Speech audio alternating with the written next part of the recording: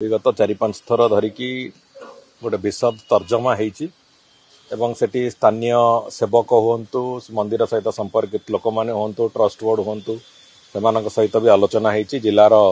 समस्त जनप्रतिनिधि मान संगे भी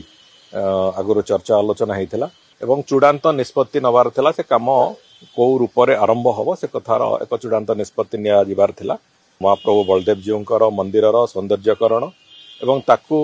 गोटे प्रमुख तीर्थक्षेत्र भाव में जहाँ जहाँ आनुषंगिक व्यवस्था दरकार अच्छी ताकू आधार करिकी आमे काम आरंभ करने को जाऊँ प्रोजेक्ट कॉस्ट डिटेल तार डीपीआर हैला परे कंप्लीट हैला परे आसीबो तेणुकरी एस्टिमेटेड वैल्यू पाखापाखि धरी नियंतु 100 कोटी पाखापाखि जाई पारे। आगामी दिन में केमिति ताकू पूर्णांग करा जिबा सहित